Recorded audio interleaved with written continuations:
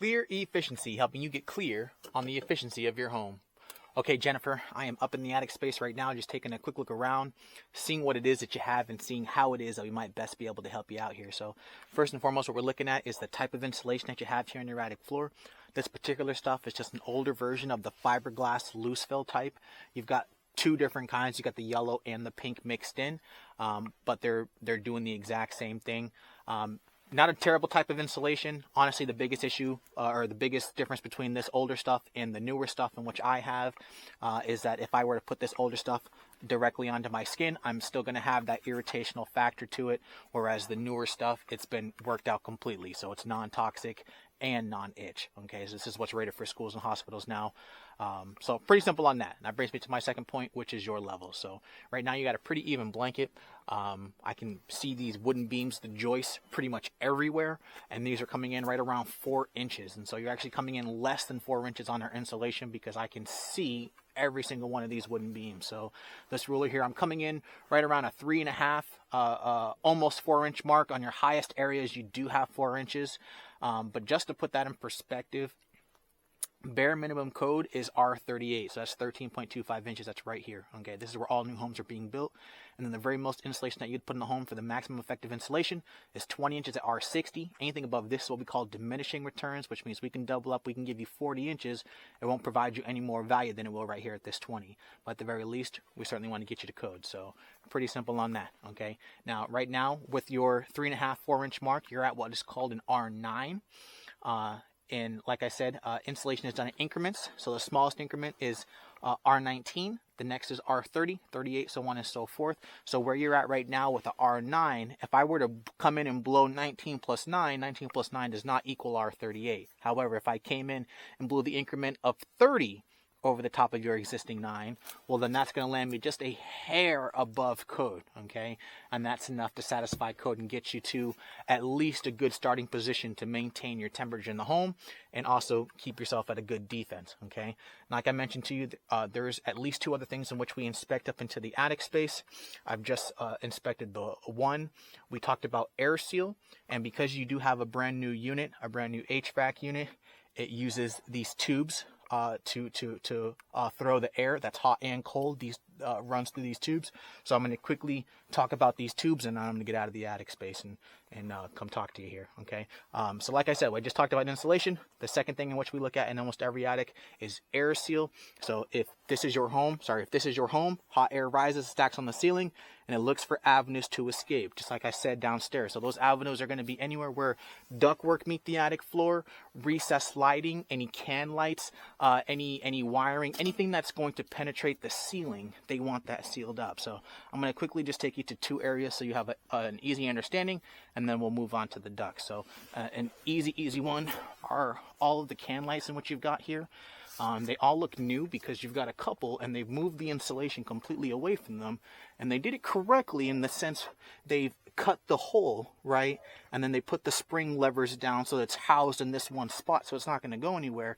But there's a pretty big gap all the way around this unit, and it allows a lot of your temperatures to move up past it and get into the attic space. So again, the utility companies would love it when we go around to these areas and seal them up with the foam to stop your temperatures from moving up during the wintertime. So as you pay for heat's not going to be able to go into the attic, but also vice versa, because they're sealed up now during the summertime when this area is 100+ degrees, that heat isn't easily able to bleed back down into the home. So now you don't have to run the AC nearly as much. Okay. Same thing with an area like this, which has been covered up in insulation. So this is just where, if you look up, you would see a vent here inside the home. If I were to just pull this insulation away, we'll notice that the insulation kind of has a darker color to it, especially around the base here. And it's because it's using the insulation as a filter, right? And so again, as you pay for heat, hot air rises and it carries the dust up into the attic space. During the summertime, when this is hot and pressurized, it forces the heat and the dust back down. So I didn't ask if you had any allergies or if you ever go into sneezing fits, Jennifer, but by sealing these gaps up, it's certainly going to improve the quality of the air inside the home, but as well keep you much more efficient by allowing your units to run less because we're not wasting any temperatures. Okay, so pretty simple on that. Okay, and last but not least is the ducts. So the ducts are important because as you pay for hot air, cold air, these ducts are what is traveling that air from point A to point B. Okay, so the material is kind of important. And I know right now your main concern is the insulation, but just so you have an understanding of how your energy efficiency is working here, I do want to talk about the ducts. You are not in Sacramento, so you don't get any of the rebates. But in Sacramento, these kind of ducts that you have here are the original to the home. They didn't cut any corners when they did this. They did exactly what they were told and knew how to do, okay? Excuse me. And so they've got these tubes that are traveling temperature from point A to point B. Okay, that's good. That's the pro.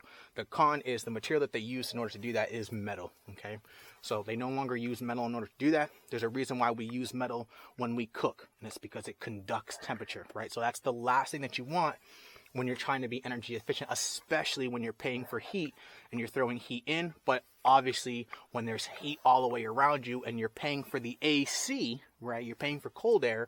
A metal tube is going to allow the heat from the attic space to more easily bleed in, and now you've got to run that AC more and more, right?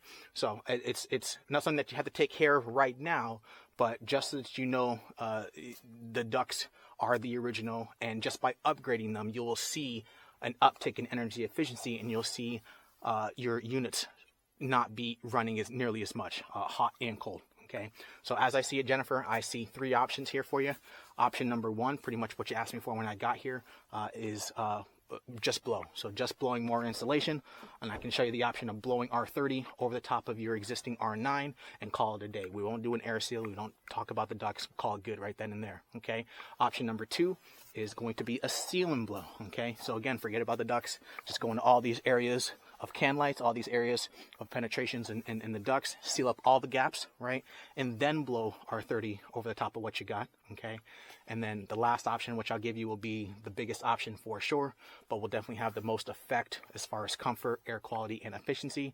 And that's going to be a seal and blow plus the ducts. So the first thing would be the ducts. So we'll pull out all the old inefficient ducts, replace them with R8, which is the newest, most efficient version of duct, and then seal up all the gaps and blow in R30 after that, right? That particular option will be the biggest, but it will have the biggest effect as well. But that's pretty much it, Jen. That's everything I'm looking at. That's just a few options to consider in my professional opinion. Sooner rather than later. Thank you.